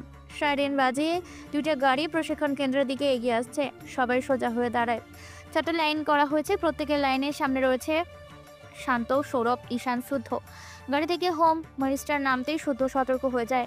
তাকে এখন কমান্ডের দায়িত্ব দেওয়া হয়েছে। সে শব্দ করে বলে, অ্যাটেনশন, রোপ স্যালিউট। সবাই মিনিস্টারকে স্যালুট জানায়। মিনিস্টার সোজা হেঁটে প্রধান অফিসের দিকে এগিয়ে যায়। দ্বিতীয় গাড়ি থেকে বেরিয়ে আসে পলাশ। পলাশকে দেখে ওরা 4 জন চমকে ওঠে। কালকে পলাশকে পুলিশে দেওয়া হয়েছিল, সেখানে কেন? আর মিনিস্টার তার কে? ওরা 4 জন ভয় পেয়ে যায়। পলাশ যদি তাদের এখানে দেখে অফিসে কিছু বলে তাহলে সমস্যা। কেউ তো জানে না সুধের রাজের মিশন সম্পর্কে। 4 জন মাথায় ক্যাপ দিয়ে নিজেদের আড়াল করার চেষ্টা করে। পলাশ অবশ্য এদিক ওদিক তাকায় না, মাথা নিচু করে ভেতরে চলে যায়। 4 জন সত্যি নিস্তাস ফলে। এখন একটু হলেও ধরা পড়ে যেত। পলাশ ভেতরে যেতেই লাইন ভঙ্গ হয়। শুদ্ধ সহ বাকি 3 জন ফাঁকা জায়গায় যায়। ঈশান চটচটে রাগী গলায় বলে, এটা কি হলো? আমরা 1 সপ্তাহ আগে যাকে ছিনতাই ও খুনের কারণে জীবনের ঝুঁকি নিয়ে পুলিশের হাতে তুলে দিলাম, সে এখন মুক্ত বাতাসে ঘুরে বেড়াচ্ছে। তো আমাদেরই হোম মিনিস্টারের সঙ্গে। আমাদের এখানে কর্তব্য ছিল মাথা উঁচু করে স্যালুট করা, অথচ আমরা তার ভয়ে মাথা লুকিয়ে স্যালুট করলাম। হোম মিনিস্টার রিলেটেড বলেই কি ছাড়া পেয়ে যাবে? আমরা কি করছি, কেন করছি কিছুই বুঝতে পারছি না। সাধারণ যদি একটা ফেক খুনের কেসও হয়, তবুও সাধারণত 4 বছর ধরে চলে।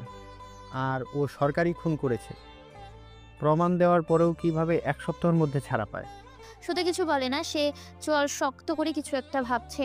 তাদের আলোচনার মাঝে নিঝুম আসে। সকলের উদ্দেশ্যে বলে, যে মহিলাকে আমরা হাসপাতালে নিয়ে গিয়েছিলাম, বাঁচিয়েছিলাম, সে জানতে পেরে গেছে তার স্বামীর খুনি বাইরে ঘুরে বেড়াচ্ছে। উপযুক্ত বিচার না পাওয়ার কারণে সে সুইসাইড করেছে। তাকে আর বাঁচানো সম্ভব হয়নি। নিঝুমের কথাই সবাই চমকে যায়। শুদ্ধ মাথা তুলে নিঝুমের দিকে তাকায়। এটা তো কোনো সুইসাইড নয়, এটাও একটা খুন। তারা সবাই মিলে মহিলাকে সুইসাইড করাতে বাধ্য করেছে। সূর্য, তুই কেন কিছু বলছিস না? ও কি বলবে? ওর তো এইসব দিকে মনোযোগই নেই। ও সবাইকে না জানিয়ে একা একা রাতের মিশন করে। নিজম যা বলেছে সেটা কি সত্যি? তুই এখনো চুপ করে থাকবি? শুদ্ধ বল, তুই কোথায় যাস, কি করিস? শুদ্ধ কোনো কথা বলে না। তাদের ইশারা করে তাদের সাথে আসতে। শুদ্ধের কথা অনুযায়ী তারা তাদের সঙ্গে যায়। গাড়ি এসে একটা বিল্ডিং এর সামনে দাঁড়ায়। শুদ্ধ নেমে আসে, সবাইকে নিয়ে এগিয়ে যায় একটা রুমের দিকে। বন্ধ দরজা খুলতে খুলতে বলে, তোরা জানতে চাস তো আমি কোথায় যাই? দরজা খুলতেই ভেতরে ঢোকে। সবাই চারিদিকে তাকায়। বেশ বড় সড় ফ্লোর, একদম বিজ্ঞানাগারের মতো। চারিদিকে নিজের প্ল্যান মতো সাজিয়ে গুছিয়ে রাখা। সবাই কৌতূহল চোখে চারিদিকে তাকিয়ে তাকিয়ে দেখতে থাকে। আমি প্রতি রাতে এখানেই আসি, এটাই আমার পৃথিবী। আজ অব্দি এখানে আমি বাদে কেউ আসেনি। কি এসব? আমি তো কিছুই বুঝতে পারছি না। চল আমার সাথে, আমি বুঝিয়ে দেই। শুধু হেঁটে রুমের এক কর্নারে চলে যায়।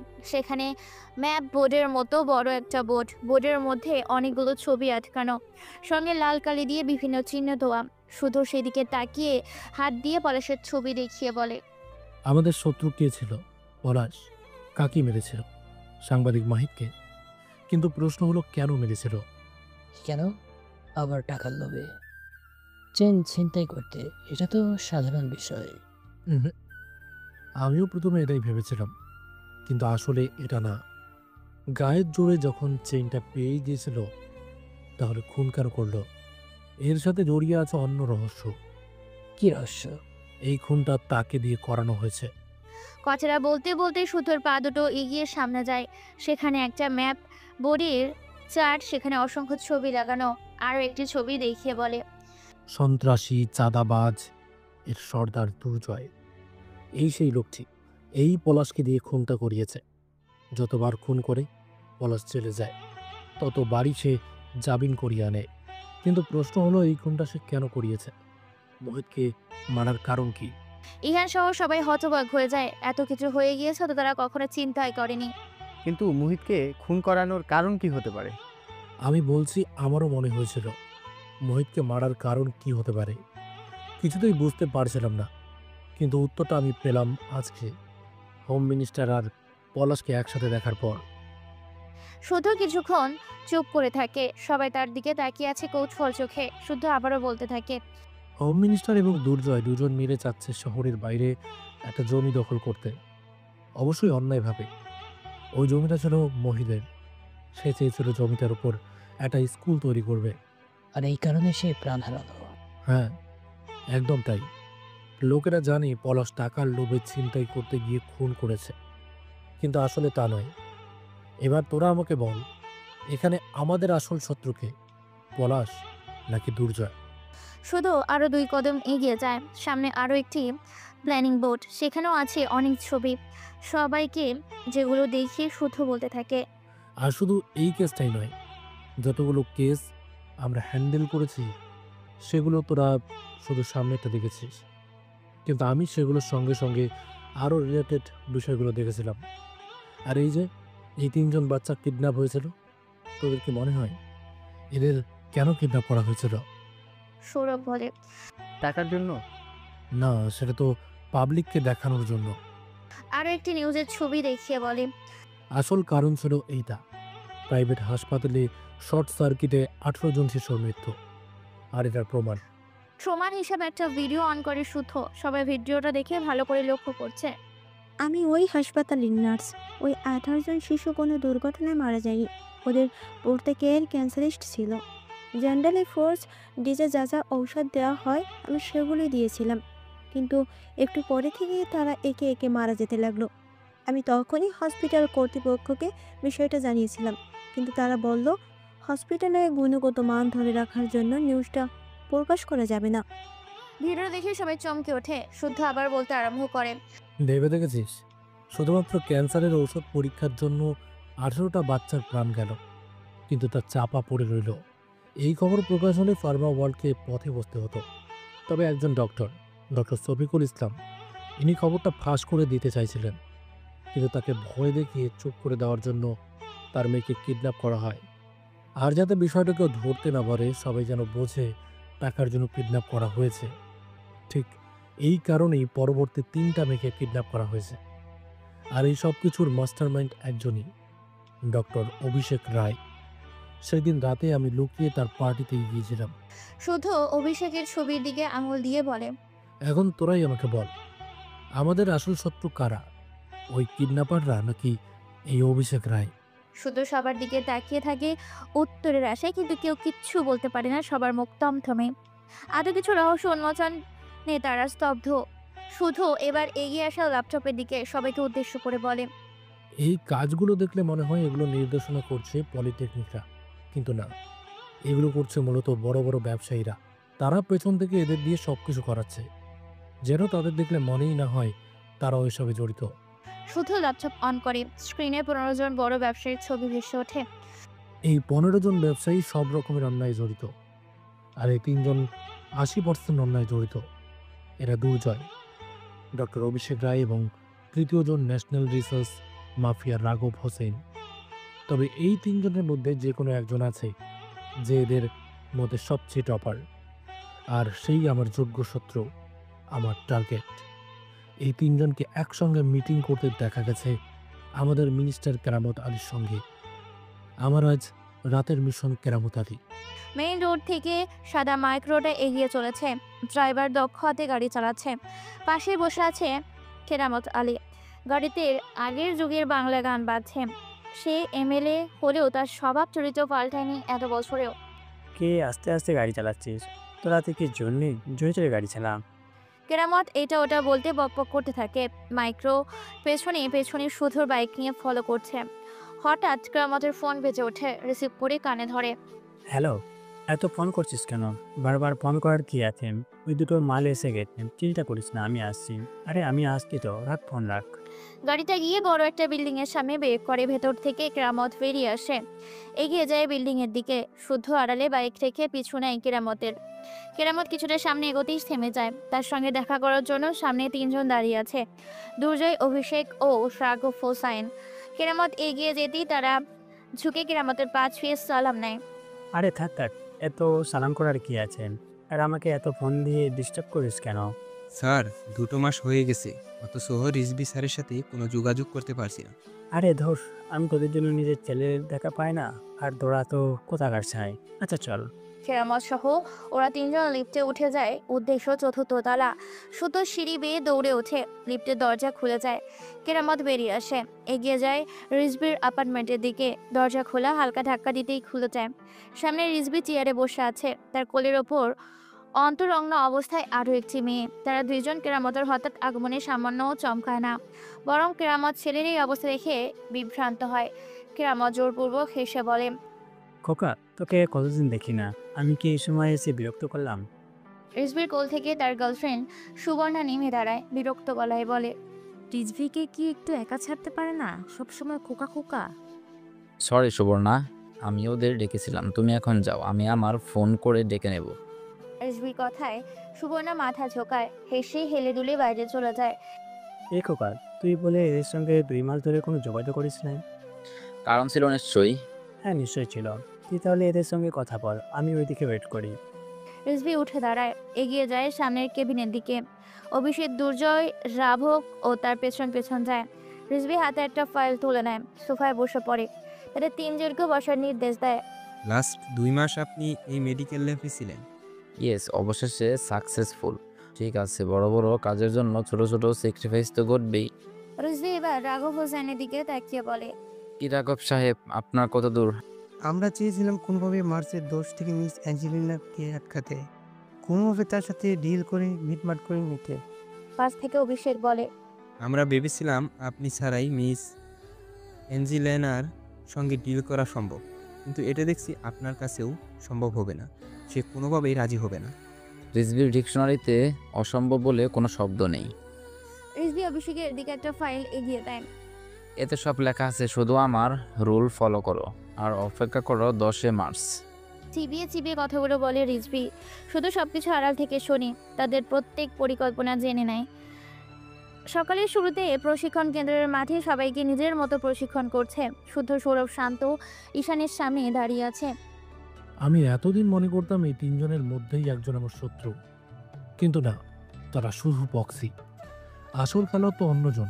সকলের সামনে সে বড় সায়েন্টিস্ট, কিন্তু ভেতরে একজন ক্রিমিনাল, রিজভি রেজওয়ান। মধ্যে কেটে যায় কিছুদিন। পুলিশ প্রশিক্ষণ কেন্দ্রের আয়োজন করা হয়েছে। আজকে প্রশিক্ষণ অনুযায়ী যোগ্যতা সম্পর্কে পুলিশদের মেডেল দেওয়া হবে। মাইকে অফিসার বলে ওঠে, welcome hour chief guest Rizvi Rezwan. Rizvi মঞ্চে ওঠে, নিজের আসনে এগিয়ে বসে। সামনে সকল প্রশিক্ষণকৃত পুলিশেরা সারিবদ্ধভাবে দাঁড়িয়ে আছে। শান্ত, সৌরভ, ঈশান, শুদ্ধ পাশাপাশি দাঁড়িয়েছে। সৌরভ শুদ্ধকে উদ্দেশ্য করে বলে, ভাগ্য ভালো তোর, যেভাবে চাচ্ছিস ঠিক সেভাবেই সব কিছু হচ্ছে। এতেও খুশি নাই ও। কেন? শুধু চেয়েছিল মালটা হোম মিনিস্টার না দিয়ে রেসপি রেজওয়ান দিক। তাদের কথায় সমাপ্তি ঘটে মাইকের আওয়াজে। আমি রিজভি রেজওয়ান স্যারকে তার মূল্যবান বক্তব্য রাখার জন্য অনুরোধ করছি। রিজভি উঠে দাঁড়ায়, এগিয়ে যায় মাইকের দিকে, স্টিকারটা নিয়ে বলতে আরম্ভ করে। আমি যেখানে যাই আমাকে একটা প্রশ্ন করা হয়, আমার এই সাকসেসের পেছনে কারণটা কি? এইটা খুব সাধারণ।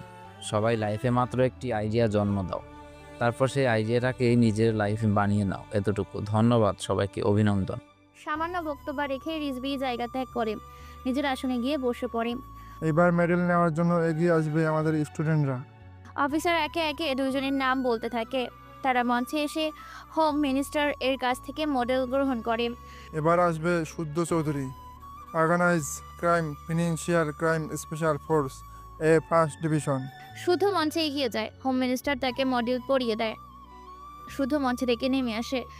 শুদ্ধ চৌধুরী আরেকটি প্রাইজ পাচ্ছে, অল ওভার বেস্ট প্রফেশনাল হিসাবে বেস্ট গিফট হিসেবে সে পাচ্ছে পিস্তল, আর তাকে পিস্তল হাতে দেবে আমাদের chief guest Rizvi Rezwan. Rizvi phone টিপে ব্যস্ত ছিল, এতক্ষণ ফোন থেকে মুখ তুলে তাকায়। শুদ্ধের পা থামিয়ে দেয়, বাঁকা এসে এবার এগিয়ে আছে মঞ্চের দিকে। দূর থেকে শান্ত সৌরভ ঈশান হাসে। অবশেষ শুধুর ইচ্ছে পূরণ হলো। শুদ্ধ মঞ্চে এগিয়ে দাঁড়ায়। রিজভি তার সামনাসামনি দাঁড়িয়ে। একজন পুলিশ অফিসার কাঠের বক্স আর পিস্তলটা নিয়ে আসে। রিজভি বক্স খুলে পিস্তল নিজের হাতে তুলে নেয়। Very interesting, best. বক্সটা তুলে নেয় শুদ্ধ হাতে। ধন্যবাদ স্যার। রিজভি যেতে নিলে শুদ্ধ আবারও বলে ওঠে, স্যার আপনার মতো আমারও একটাই লক্ষ্য রয়েছে, আমিও সেই লক্ষ্য অনুযায়ী পদক্ষেপ নেব, লক্ষ্য ধরেই এগিয়ে চলব। Sure, your success is my pleasure. Sir your pleasure is my mission. Rizvi মুচকি এসে নিজের জায়গায় চলে যায়। শুধু বক্সটা নিয়ে নেমে আসে। রিজভি হয়তো কল্পনাও করতে পারলো না তার সবচেয়ে বড় শত্রু তার থেকেই পুরস্কার গ্রহণ করলো। শুধু পায়ের শব্দ তুলে নিজের অফিসের দিকে এগিয়ে যায়। আজ থেকে আলাদা করে তার একটা অফিসের ব্যবস্থা হয়েছে। সে গিয়ে নিজের চেয়ারে বসে। সামনে বসে আছে 3 জন সাধারণ পুলিশ। শুধু তাদের বলে, আমাদের কাছে অতিরিক্ত সময় আর নেই, আমাদের কাছে একটাই মাত্র লক্ষ্য আছে। এই ফাইলে 3 জনের ডিটেলস আছে, 3 জনই সমাজে প্রতিষ্ঠিত, কিন্তু আমার কাছে তাদের সম্পর্কে অন্য তথ্য আছে। আপনাদের কাজ হচ্ছে এই 3 জনের ওপর সবসময় নজর রাখা এবং এদের বিরুদ্ধে যতটা সম্ভব তথ্য সংগ্রহ করা। আমার কথা বুঝতে পেরেছেন? তারা ফাইলটা এগিয়ে নেয়। ভেতরে বিভিন্ন তথ্য ও 3টা ছবি অভিষেক, দুর্জয়, রাঘবের। তারা সব কিছু পর্যবেক্ষণ করে মাথা নাড়ায়। তারা 3 জনের প্রতি নজর রাখতে শুরু করে। কখন কোথায় যাচ্ছে, কি করছে, সবকিছু তারা ফলো করছে। 2 দিন পর পুলিশ অফিসারগুলো শুদ্ধর সঙ্গে দেখা করে। স্যার এরা 3 জন মোট 1200 কোটি টাকার লেনদেন করেছে এবং সম্পূর্ণ টাকা সুইস ব্যাংকে রেখেছে, আর 3 জন সুইজারল্যান্ড যাওয়ার চেষ্টা করছে।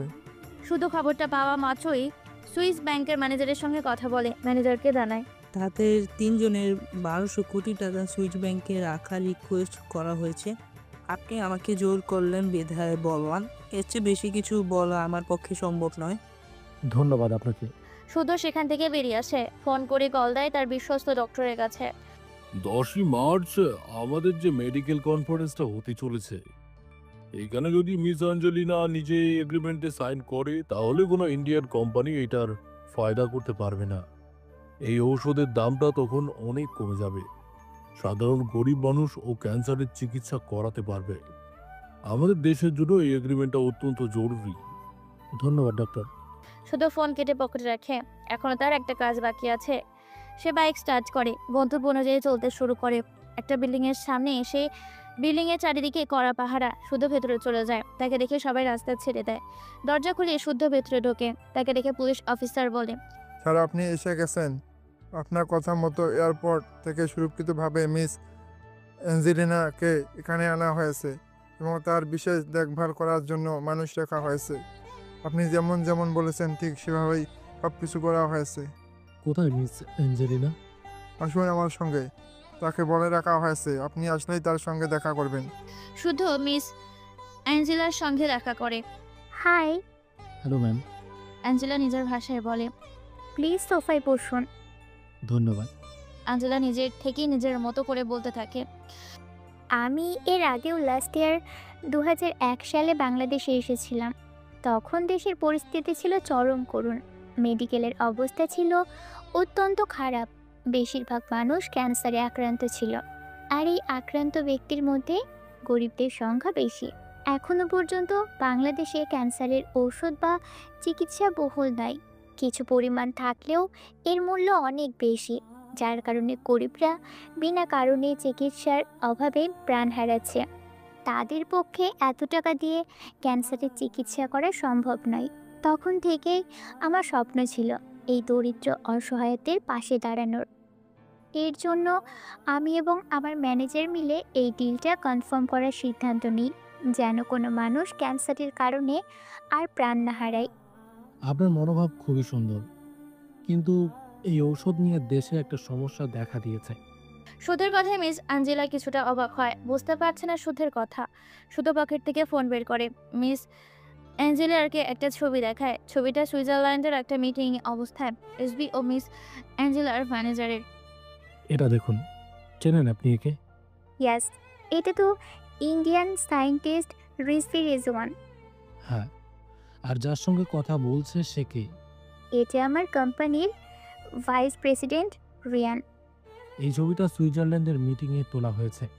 রিজভি রেজওয়ান রিয়ানের সঙ্গে একটা ডিল করার চেষ্টা করছে। এর জন্য তাকে 1200 কোটি টাকা দেওয়ার অফার করেছে। এই ডিলটা ওই ক্যান্সারের ওষুধ নিয়ে। এই ওষুধ বিক্রি করার মতো অগ্রাধিকার কি রিয়ানের রয়েছে? সে চাইলে পারবে। মিস অ্যাঞ্জেলা সুধের কথায় চমকে ওঠে। রিয়ান আমার কোম্পানির 50% শেয়ারে রয়েছে এবং সে আমার কোম্পানির দেখভাল করে। আমি যদি তাকে শেয়ার থেকে বাতিল না করি তাহলে সে অনায়াসেই এই ঔষধ বিক্রি করে দিতে পারবে। কিন্তু সে এমন একটা ডিল করতে চাচ্ছে আমি কল্পনাও করিনি। ম্যাম সরি, এটা আমাকে বলতে হচ্ছে এই জন্য। তবে আপনার জীবনের ঝুঁকি রয়েছে এখানে থাকাকালীন। কি? তবে আপনি চিন্তা করবেন না, এই এরিয়া এখন আমাদের নিয়ন্ত্রণে। এখানে থাকাকালীন কিছু হবে না। আপনি একটু সতর্ক থাকবেন। ওকে, ধন্যবাদ। শুধু আরো কিছু আলোচনা করে উঠে দাঁড়ায়, চলে যায় বাইরে। শুধু নিজের পুলিশ অফিসার অফিসে বসে আছে। তার সামনে তার পার্সোনাল 3টি পুলিশ রয়েছে। কাল 10ই মার্চ তাদের একটা প্ল্যান চলছে, মিস অ্যাঞ্জেলিনাকে মার্ডার করা আর ওনার কোম্পানি নিজের করে নেওয়া। এর জন্য আমাদের দুটো কাজ করতে হবে। প্রথমত মিস অ্যাঞ্জেলিনাকে রক্ষা করা, যেন সে নিরাপদে মিটিংয়ে উপস্থিত হতে পারে এবং এগ্রিমেন্টের স্বাক্ষর দিতে পারে। আর দ্বিতীয়ত অভিষেক, দুর্জয় ও রাঘবকে অ্যারেস্ট করা। তাদের যে কোনো মূল্যে আটক করতে হবে। তিনজন সুধের কথা মতো সবকিছু বুঝে নেয়, তারপর সাইজা নিয়ে চলে যায়। নতুন করে সকাল নেমে আসে। সুইমিং পুলের সামনে দাঁড়িয়ে আছে শুদ্ধ। তার চোখ যেন স্বচ্ছ পানিতে নিবদ্ধ, চারিদিকে ফাঁকা নীরব। হাওয়া বইছে মাঝে মাঝে। সে এখানে নিঝুমের অপেক্ষা করছে। নিঝুমকে সে নিজেই ডেকে পাঠিয়েছে, তবে সে এখনও এসে পৌঁছায়নি। গটগট পায়ে হেঁটে আসে নিঝুম। শুধু তাকে দেখা করতে বলেছে, এটা যেন অবিশ্বাস্য। তবে কোনো দরকার ছাড়া শুধু তাকে ডাকবেন এটা ভালো করেই জানে। নিঝুম এগিয়ে গিয়ে পেছন থেকে সুধের কাঁধে টোকা দেয়। হঠাৎ আমাকে ডেকে পাঠিয়েছো কেন? আর এই নতুন ড্রেস পাঠিয়েছো, সঙ্গে এটাও বলেছো পরে আসতে, কি ব্যাপার? শুধু কিছু বলতে নিলেই সেখানে মিস অ্যাঞ্জেলিনা একটা ফাইল হাতে এগিয়ে আসে। হাই। হ্যালো। নিঝুম তার দিকে কোটো চোখে তাকায়। শুধু নিঝুমকে যে ড্রেসটা দিয়েছে অ্যাঞ্জেলাও সেম ড্রেস পরে আছে। ব্যাপারটা কি বলো তো? ওকেও একই ড্রেস কিনে দিয়েছো? নিঝুম, উনি মিস অ্যাঞ্জেলিনা, একটা ফরেন্সিক বিভাগের মেডিকেল ডিরেক্টর। নিঝুম অ্যাঞ্জেলার দিকে তাকিয়ে জোরপূর্বক হাসে।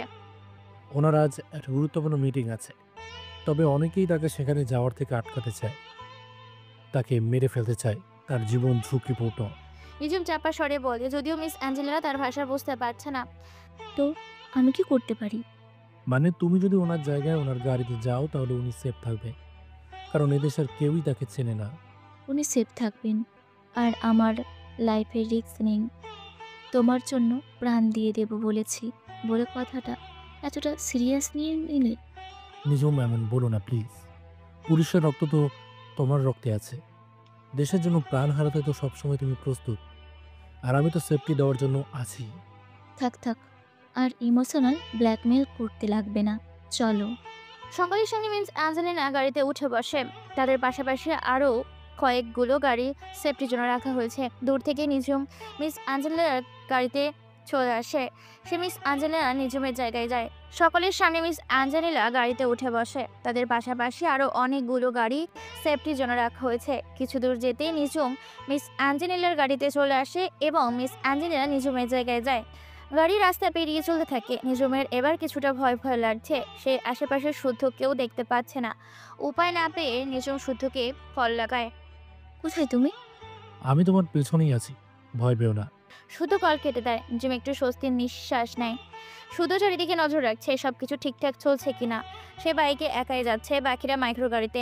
অপরদিকে রিজবি ও রিয়ান একটা গোপন মিটিংয়ে বসেছে।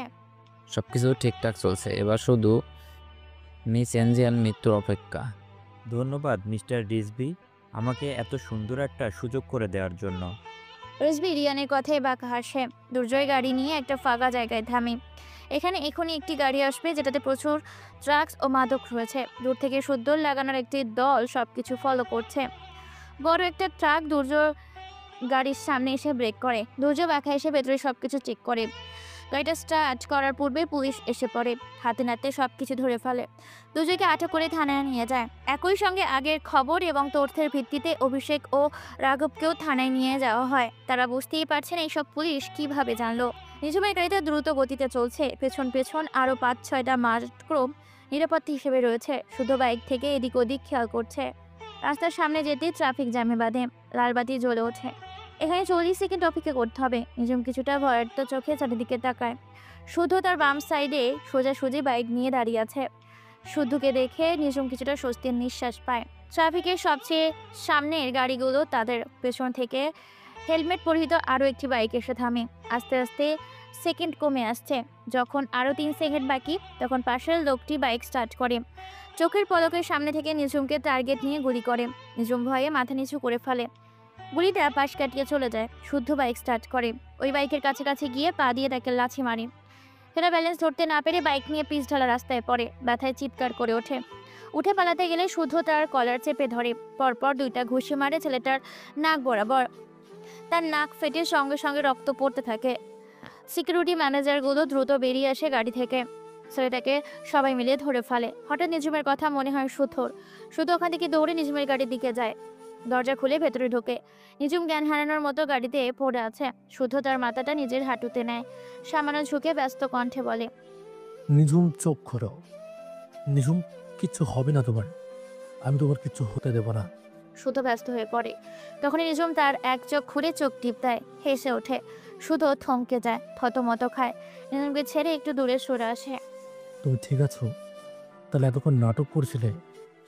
অবশ্যই ঠিক আছি। আরে তুমি এই সময় এখানে মজা করছো? করব না, আমাকেও তো দেখতে হবে। তুমি আমাকে শুধু বলির পাঠা বানিয়ে এখানে পাঠিয়ে দিলে, নাকি সত্যি সত্যি কেয়ার করো? এখন দেখছি সত্যিই কেয়ার করো। শুদ্ধ বিরক্ত ভঙ্গিতে গাড়ি থেকে বেরিয়ে আসে। তখন তার ফোনে একটা কল আসে। হ্যাঁ, কোনো খবর? মিস অ্যাঞ্জেলিনা এখানে নিরাপত্তায় পৌঁছে গেছে এবং তাকে একটি নিরাপত্তাযুক্ত ফ্লোরে রাখা হয়েছে। হ্যাঁ, ধন্যবাদ। রিজভি এবং রিয়ান এখনো গুপ্ত মিটিংয়ে রয়েছে। তারা ভাবছে এতক্ষণে মিস অ্যাঞ্জেলিনাকে মারা হয়ে গিয়েছে। রিয়ান নিজেকেই এখন কোম্পানির একমাত্র ওনার মনে করছে। সে ডিল কনফার্ম করার জন্য পেপারগুলো বুঝিয়ে নিতে থাকে রিজভির থেকে। কাজের মাঝেই তার ফোনে মিস অ্যাঞ্জেলিনার ফোন আসে। রিয়ান স্ক্রিনে অ্যাঞ্জেলিনার নাম্বার দেখে চমকে ওঠে। রিজভির দিকে তাকিয়ে ফোনটা তোলে। সাইডে দাঁড়ায়। মিস অ্যাঞ্জেলিনা নিজের ভাষায় বলে, তোমাকে আমি বিশ্বাস করেছিলাম রিয়ান, কিন্তু তুমি বিশ্বাসের মর্যাদা রাখলে না। তুমি কিভাবে এটা করতে পারলে রিয়ান? না না ম্যাম, আপনি আমাকে ভুল ভাবছেন। আর একটাও মিথ্যা বলবে না তুমি। ইতিমধ্যে তোমাকে কোম্পানির শেয়ার থেকে বাতিল করা হয়েছে। তোমার কাজের কোনো ক্ষমা নেই। রিয়ান কিছু বলতে পারে না। বলার পূর্বে অ্যাঞ্জেলিনা ফোন কেটে দেয়। রিয়ান রাগে মাথা চেপে ধরে রিজভির দিকে এগিয়ে যায়। চিবিয়ে চিবিয়ে বলে, শুধুমাত্র আপনার জন্য এমনটা হলো। মিস অ্যাঞ্জেলিনা বেঁচে আছে, একটা কাজও করতে পারল না। কাম ডাউন, এত উত্তেজিত হবেন না। এরপরেও তুমি আমাকে শান্ত থাকতে বলছো? তুমি জানো আমি কত কোটি টাকা হারিয়ে ফেললাম? আপনি চিন্তা করবেন না, একবার বিফলে গেছে তো কি হয়েছে, এবার মিস অ্যাঞ্জেলিনা পাক্কা মারবে। তোমাকে আর বিশ্বাস করছি না আমি। শান্ত হন আপনি। রিজভি ফোনটা নিজের হাতে তুলে নেয়। কল লাগায় দুর্জয়ের ছোট ভাই রুদ্রের কাছে। তবে ফোন লাগানোর আগেই রিজভির কাছে কল চলে আসে কেরামতের। আর সময় পেল না, এখনই কল দিতে হলো। তুই কি খবর পেয়েছিস? ওরা 3 জন তো পুলিশের হাতে ধরা পড়ে গেছেন। ওদের থানায় নিয়ে যাওয়া হয়েছে। ধরা পড়ে গেছে? কি বলছো তুমি? আমার কাছে টাকা আনার কথা ছিল ওদের। যদি ধরা পড়ে যায় তাহলে এত টাকা আমি কোথায় পাবো? কত টাকা লাগবে তো? আমাকে বল, আমি পাঠাচ্ছি। তোমাকে টাকার চিন্তা করতে হবে না, তুমি ওদের ছাড়ানোর ব্যবস্থা করো। আচ্ছা, আমি দেখছি। রিজভি ফোন কেটে দেয়, রাগে হাতের মুঠো শক্ত করে ফেলে। আমি রিজবির রেজওয়ান বলছি। আমি রুদ্র। দুর্জয় আমার একটা কাজ করার কথা ছিল, কিন্তু সে পুলিশের হাতে ধরা পড়েছে। ছাড়িয়ে আনতে আনতে সময় লাগবে, কিন্তু কাজটা দ্রুত করতে হবে। এই জন্য আমি এই কাজটা তোমাকে দিচ্ছি।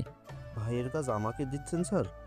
তবে এটা আমার কাছে কাজ না, একটা চ্যালেঞ্জ। চিন্তা করবেন না, সব কিছু হয়ে যাবে। রিজভি কল কেটে দেয়, মেসেজে সবকিছু তথ্য কাজটা বুঝিয়ে দেয়।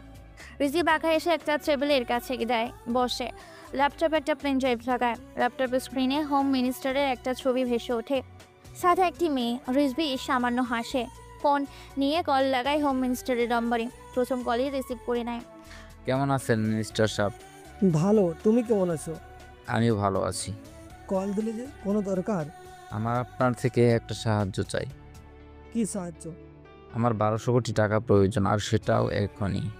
1200 কোটি? বাচ্চার হাতে খেলনা নাকি? তুমি এত টাকা চাইলে আর আমি দিয়ে দেবো? তুমি পাগল হয়েছো, আমি নয়। আস্তে আস্তে আপনার প্রোফাইলে একটা ভিডিও পাঠাইছি, সেটা চেক করেন। মিনিস্টার ল্যাপটপ অন করে রিজভির দেওয়া ভিডিও দেখে। মিনিস্টার একজন মেয়ের সঙ্গে অন্তরঙ্গ অবস্থায় রুমের মধ্যে রয়েছে, কারো শরীরের পোশাক নেই। মিনিস্টার এটা দেখার পর ঘামতে শুরু করে। এই ভিডিও রিজভি কোথায় পেল? তুমি ভিডিও ডিলিট করো, আমি এখনই টাকা ট্রান্সফার করছি। ওকে, ডান। রিজভি কল কেটে দেয়, সঙ্গে সঙ্গে ফোনে ট্রান্সফার মেসেজ আসে। স্ক্রিনে তাকিয়ে সে ভয়ানক হাসি হাসে। শুধু দ্রুত পায়ে হেঁটে বিল্ডিংয়ের দিকে এগিয়ে যায়। তাকে যেতে দেখে একজন পুলিশ এগিয়ে আসে।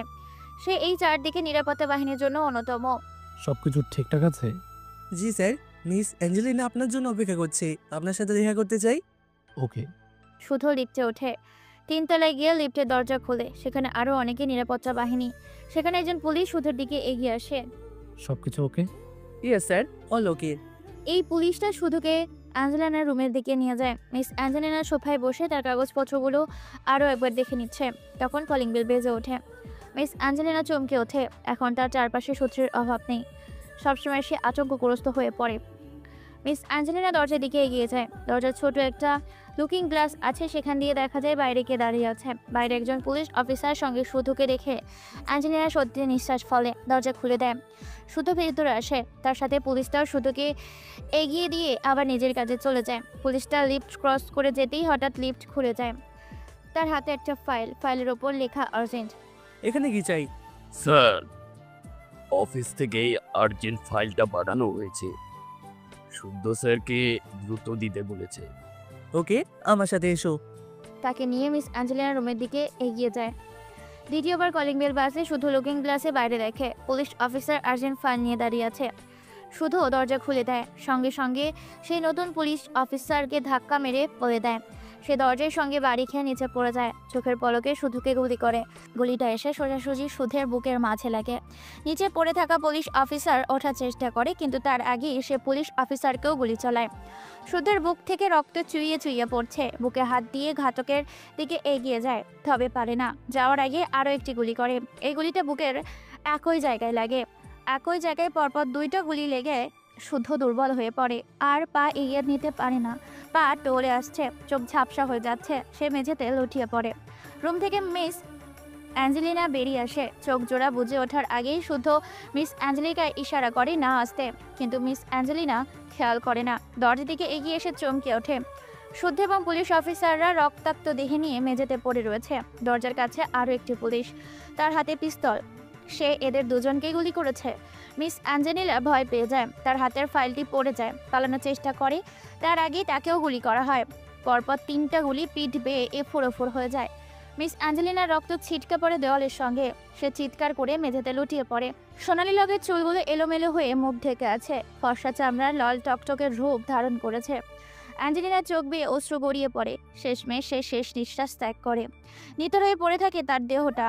অবশেষে দেশের ভালো করতে গিয়ে প্রাণ হারালো সে। দরজা পেরিয়ে পুলিশটা ভেতর আসে। শুদ্ধ জ্ঞান হারিয়েছে। সে এসে মিস অ্যাঞ্জেলিনার নিঃশ্বাস চেক করে, বেঁচে আছে নাকি দেখার জন্য।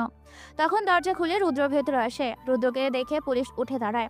রুদ্র চারিদিকে তাকায়, নিজের কাজ হাসিল করতে পেরে বাঁকা হেসে ওঠে।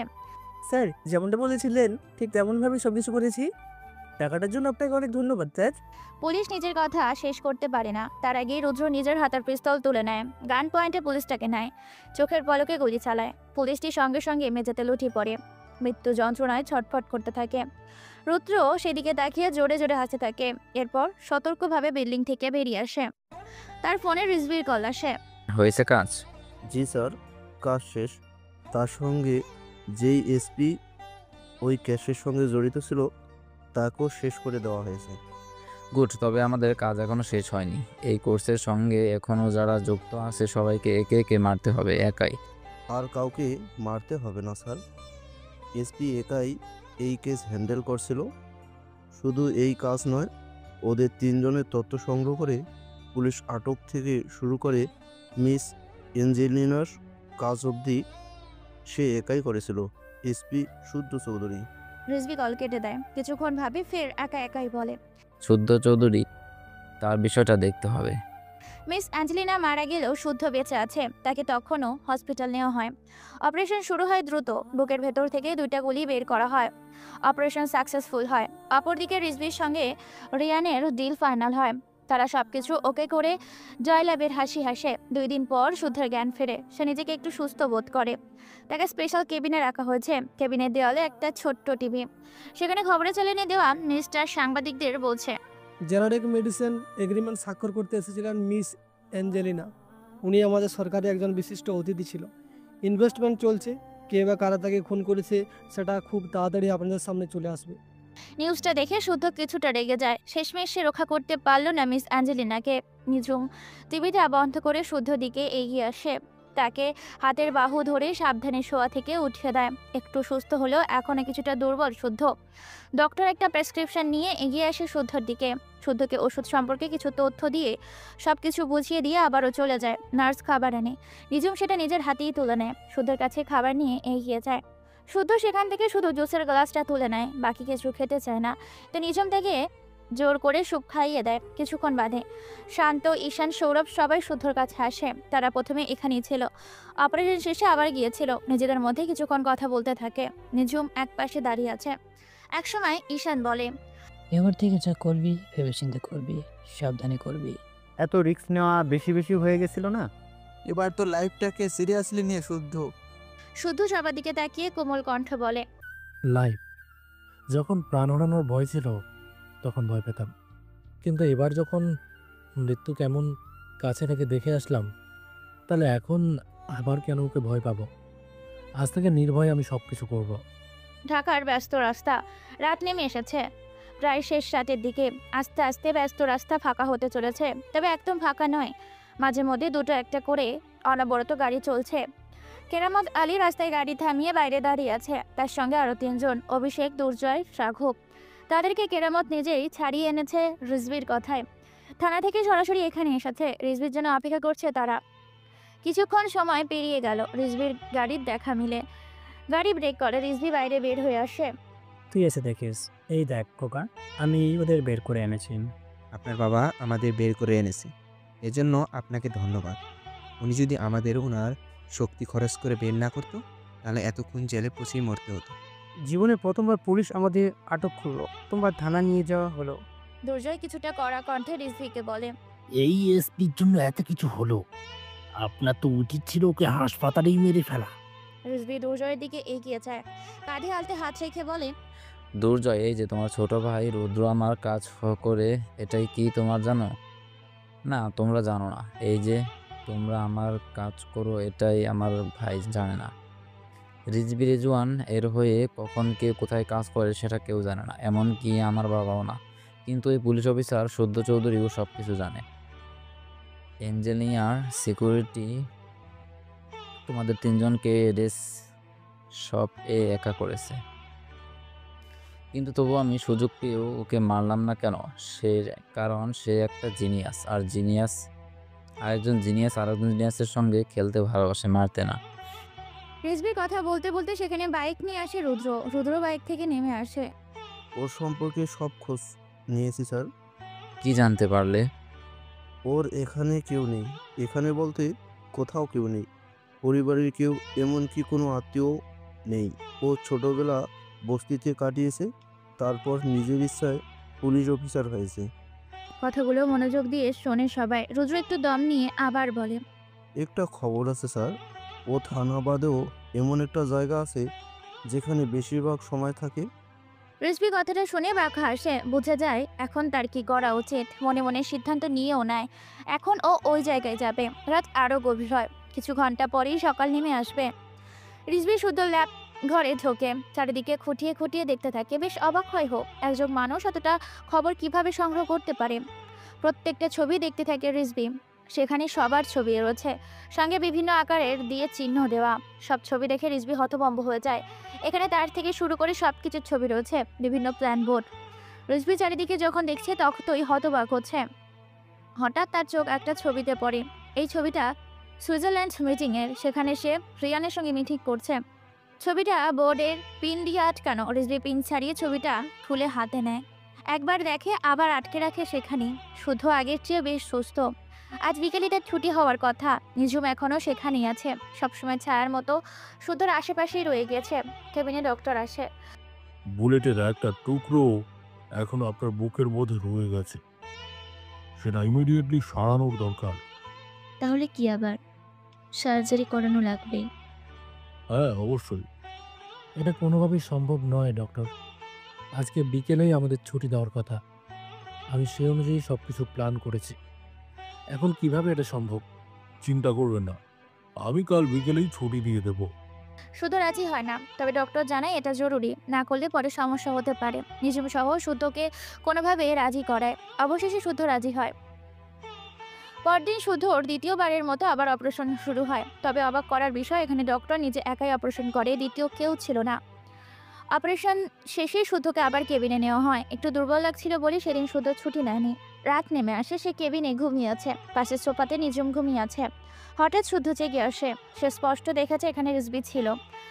শুদ্ধ রুমের লাইট অন করে। লাইটের আলোতে নিজুম জেগে ওঠে। নিজুম উঠে আসতেই শুদ্ধ তার হাতের কানেলা খুলে ফেলে।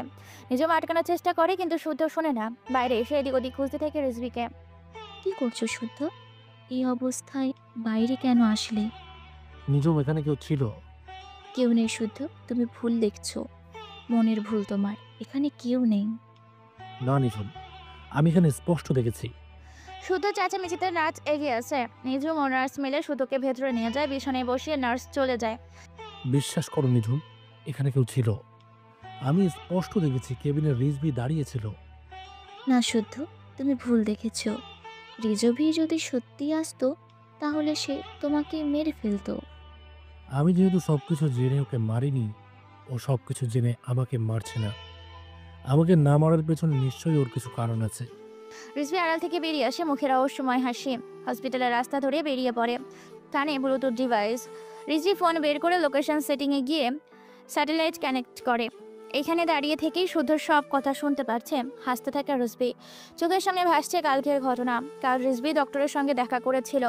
সেই ডক্টরই শুদ্ধর অপারেশন করেছে। রিজভির হাতে একটা ছোট সাউন্ড ডিভাইস নিয়ে বলে, এটাই যদি কারো দেহে লাগানো যায় তাহলে সে কখনো কি বলেছে সব শব্দ ব্লুটুথ স্যাটেলাইটের মাধ্যমে শোনা যাবে।